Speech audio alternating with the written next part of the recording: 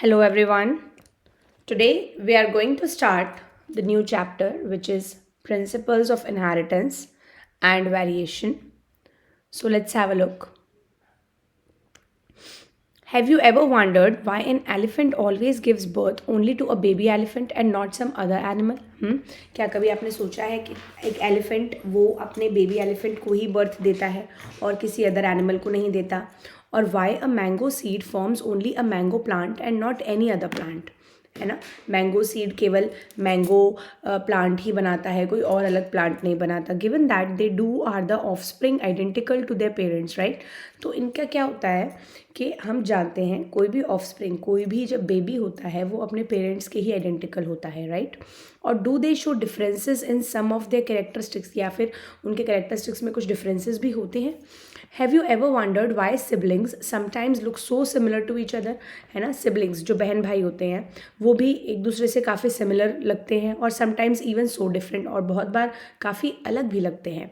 So these and several related questions are dealt with scientifically in a branch of biology known as genetics. तो ये सभी questions हम genetics में इन सभी का हम आंसर देखेंगे. This subject deals with the inheritance. यहाँ पर जेनेटिक्स में हम इनहेरिटेंस स्टडी करते हैं, एज वेल एज हम वेरिएशंस ऑफ कैरेक्टर्स हम स्टडी करते हैं, कैसे कैरेक्टर्स वैरी होकर जाते हैं पेरेंट्स से ऑफ स्प्रिंग्स में, राइट? सो इनहेरिटेंस एक ऐसा प्रोसेस है जिसमें कैरेक्टर्स पास होते हैं from parent to progeny, right? So ये बेसिस है हेरिडिटी का. So variation is the degree by which progeny differ from their parents, right ना? वेरिएशन क्या है, कितने डिग्री से कोई भी प्रोजेनी, कोई भी बेबी अपने पेरेंट्स से डिफर हो रहा है, that is variation, right? So humans knew from as early as 88,000 to 1000 BC that one of the causes of variation was hidden in sexual reproduction, right? तो जो ये variation का जो main cause है वो क्या है? Sexual reproduction ही तो है. They exploited the variations that were naturally present in the wild populations of plants and animals to selectively breed and select for organisms that possessed desirable characters, right? इन्होंने क्या किया, इन्होंने वेरिएशंस को study किया जो कि नेचुरली प्रेजेंट थे wild population plants में, है ना, प्लांट्स के वाइल्ड पॉपुलेशन में और एनिमल्स के वाइल्ड पॉपुलेशन में, और उनको सेलेक्टिवली ब्रीड करवाया, है ना, और उनको जो भी उनके डिज़ायरेबल करेक्टर्स हैं उनको स्टडी किया. For example through artificial selection and domestication from ancestral wild cows, right ना? अगर हम देखें कि जो आर्टिफिशियल सिलेक्शन से है ना, कि आर्टिफिशियली आप सेलेक्ट कर लो कि मुझे यही पेरेंट चाहिए, ठीक है, आपने सेलेक्ट कर लिया कि मुझे यही दो पेरेंट चाहिए, राइट?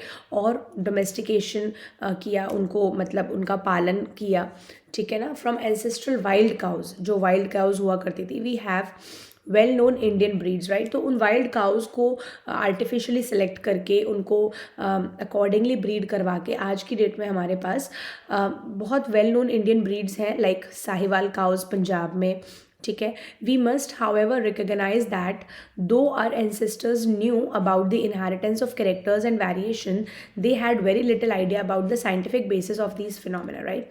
हमको ये पता है कि जो हमारे एंसेस्टर्स हुआ करते थे, राइट, उनको आइडिया था, है ना, कि कैरेक्टर्स इनहेरिट होते हैं, है ना, पेरेंट्स से ऑफस्प्रिंग्स में कैरेक्टर्स जाते हैं, लेकिन उनको उसका कोई भी साइंटिफिक बेसिस, है ना, नहीं पता था, ठीक है.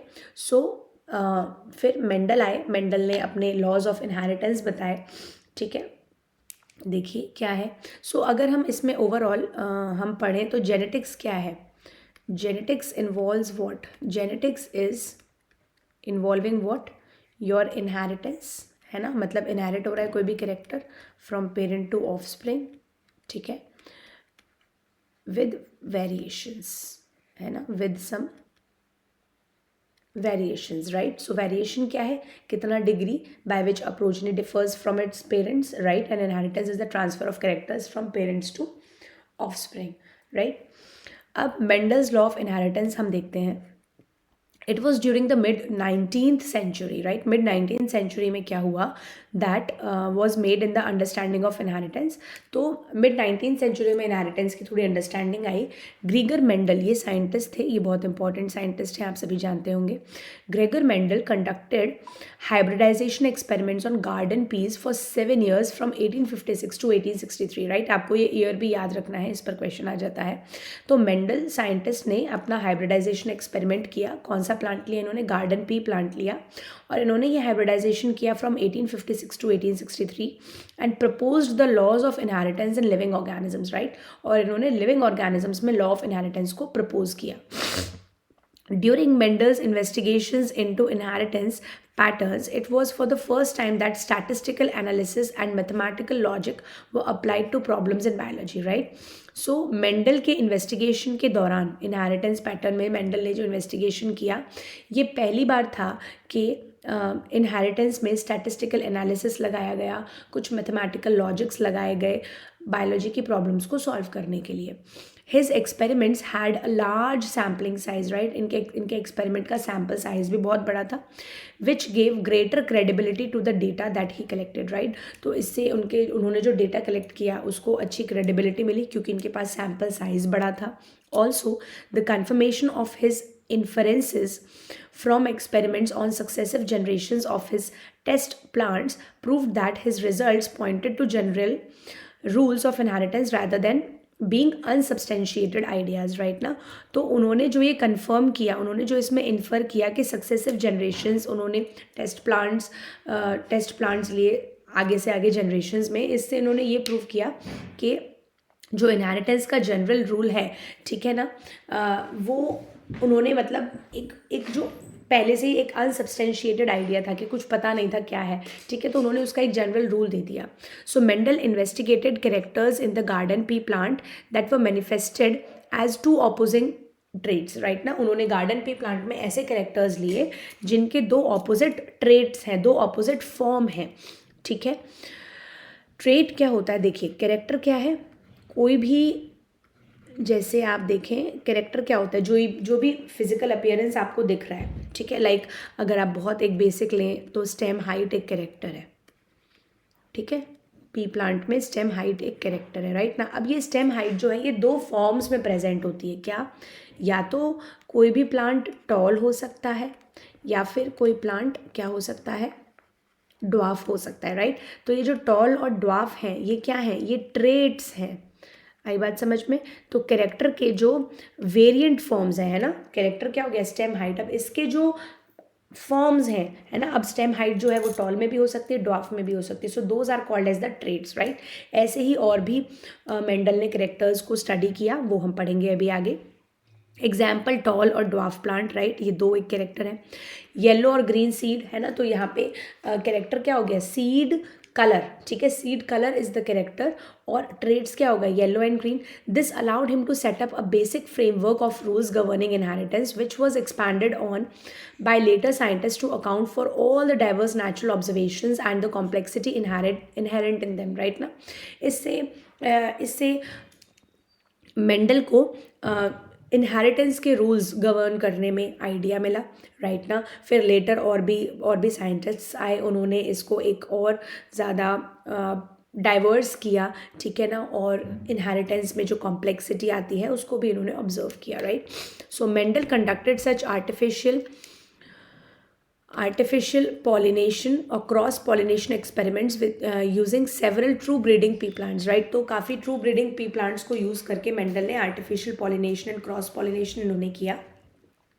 A true breeding line is one that having undergone continuous self pollination। true breeding line क्या होती है? जिसका continuous self pollination हुआ है। मान लो आपने टॉल ले लिया, ठीक है, तो कैपिटल टी को आपने क्रॉस करवाया कैपिटल टी के साथ, you will get capital tall only, right. फिर इसको आपने प्योर टॉल के साथ क्रॉस करवाया, then 100% you will get capital T. फिर इसको आपने और टॉल के साथ क्रॉस करवाया, then again you will get capital T, ठीक है। ऐसे अगर आप करते जा रहे हैं अप टिल 6 to 7 जनरेशन्स, है ना, ऐसा आप कब तक कर रहे हैं? 6 to 7 जनरेशन्स तक अगर आप कर रहे हैं, ठीक है, this you are doing for 6 to 7 generations, right. तो इसको आप बोलते हैं प्योर लाइन। प्योर लाइन क्यों बोल रहे हैं? This is pure line. Pure line का मतलब क्या कि ये जो अब क्रॉस हुआ है ये प्योर है, मतलब कि इसमें अब ये जो प्लांट आप लोगे ना, ये जो टॉल प्लांट लोगे आप पी प्लांट का, है ना, इसमें कोई भी इम्प्योरिटी नहीं होगी। इम्प्योरिटी किस बात की? इसमें कोई भी ड्वार्फ का कैरेक्टर नहीं होगा, राइट ना। ये जो लास्ट में आप प्लांट लेंगे टॉल प्लांट, यू कैन 100% से कि इसमें 100% सभी जो एलील्स हैं, फैक्टर्स हैं, जीन्स हैं, वॉटेवर, ठीक है, वो सारे के सारे टॉल के ही हैं। इसमें बिल्कुल भी कुछ भी थोड़ा सा भी परसेंटेज इसमें ड्वार्फ का नहीं है, ठीक है ना। इसी को आप प्योर लाइन और होमोजाइगोसिटी भी बोलते हैं, ठीक है, होमोजाइगोसिटी, ठीक है बेटा। सो a true breeding line is one that having undergone continuous self pollination, right? continuous self pollination होता है, shows the stable trait inheritance, right? इससे जो inheritance होती है trait की वो stable होती है and expression for several generations, right ना, और ये several generations तक ये express करता है।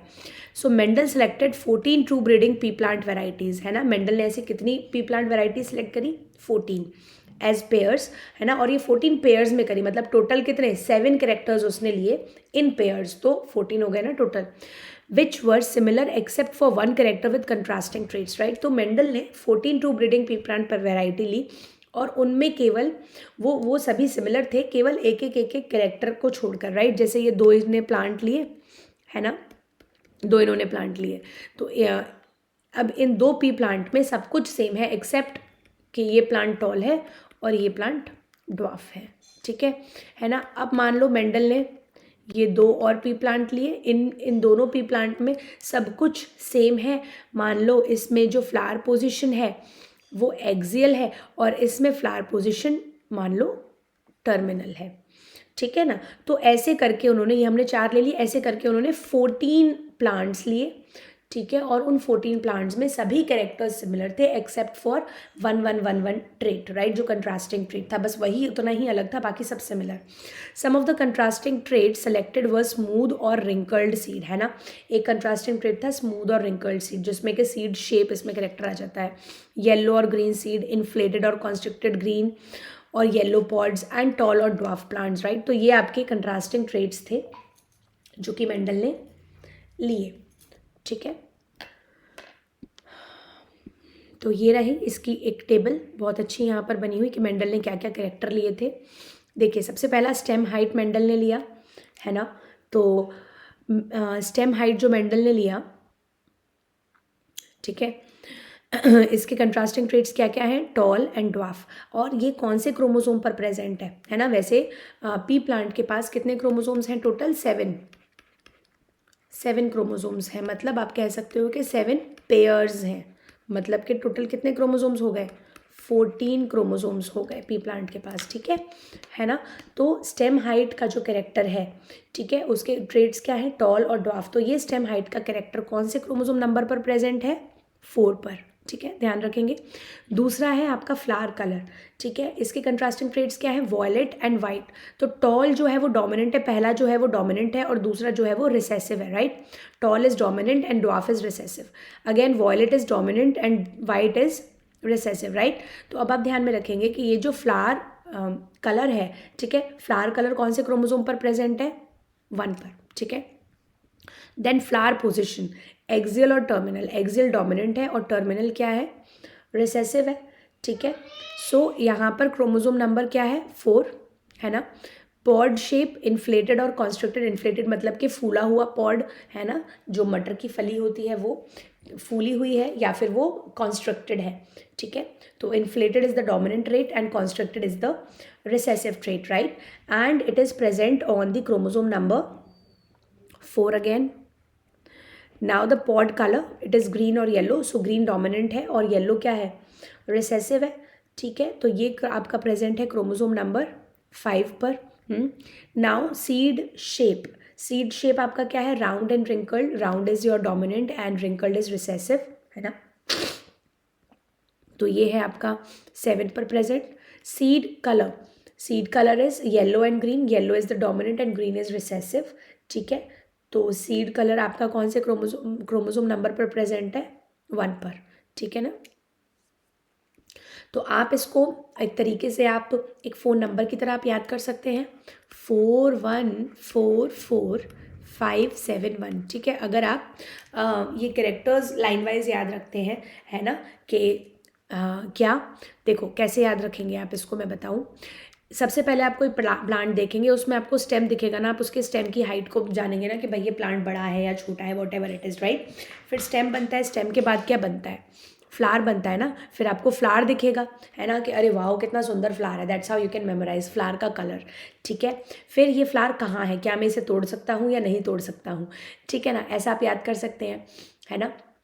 फिर फ्लावर जब फर्टिलाइज हो जाता है तो उसी से तो पॉड बनता है ना। फिर आप पॉड का शेप, पॉड का कलर, राइट। और फिर पॉड जब आप खोलेंगे, मटर की फली जब आप खोलेंगे, तभी तो उसके अंदर आपको बीज मिलेगा, सीड मिलेगा। तो seed shape and seed colour, पहले तो है पॉड शेप, पॉड कलर, फिर seed shape, seed colour, very easy, right. और सबसे पहले तो आपका स्टेम हाइट है ये, फिर फ्लावर का कलर है, flower position, pod shape, pod colour, seed shape, seed colour, right. तो इस तरीके से आप सीक्वेंस में इसको याद रखेंगे तो आपको ये कौन से क्रोमोसोम नंबर पर प्रेजेंट है वो भी आपको याद करना ईजी हो जाएगा, राइट ना। Like a phone number 4144 571, right. So this is a very good trick which I have given you. With the help of this you can memorize it, right? Now तो what we can study here is what were the reasons of Mendel's success, है ना। क्या reasons रहे Mendel की success के? reasons of Mendel's success, ठीक है। सबसे पहला, मेंडल ने mathematical and statistical logic use किया,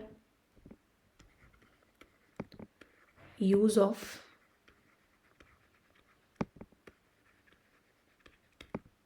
mathematical and statistical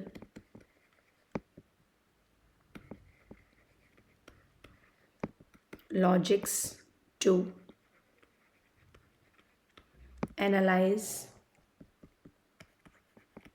the results, ठीक है। सेकंड,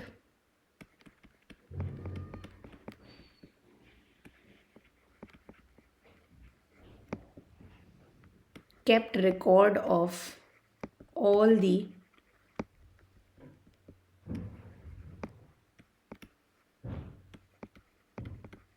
ऑब्जर्वेशंस, इन्होंने जो भी ऑब्जर्वेशन किया इन्होंने उसका रिकॉर्ड किया अच्छे से, ठीक है। देन आफ्टर इन्होंने, इनका सैम्पलिंग साइज बड़ा था, है ना, ये भी हमने पढ़ा, लार्ज सैम्पलिंग साइज। ये पॉइंट्स आपको ध्यान में रखने हैं, इन पर क्वेश्चन आ जाते हैं, ठीक है ना। रीजंस ऑफ मेंडल सक्सेस, है ना, which of the following is odd one out with respect to the reasons of Mendel success, right. तो आपको इसमें से कुछ ऑड मिल जाएगा, तो जो इसमें है रीजंस वो तो आपको ध्यान में रखने हैं, ठीक है। एंड इन्होंने थ्योरेटिकल एक्सप्लेनेशन दिए जो भी इन्होंने रिजल्ट ऑब्जर्व किया उसके, ठीक है। फॉर्मुलेशन ऑफ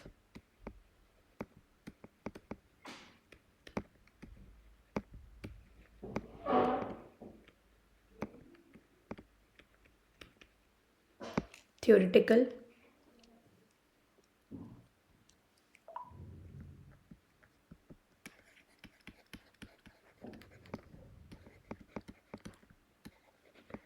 explanations of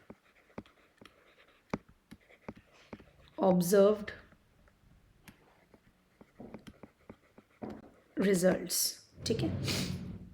तो ये कुछ रीजंस रहे मेंडल की सक्सेस के, right. So this was all for today, hope you all enjoyed the session and got the concepts very clearly. Next session में हम इनहेरिटेंस ऑफ वन जीन पढ़ेंगे, ठीक है। Okay, bye bye, good day, take care.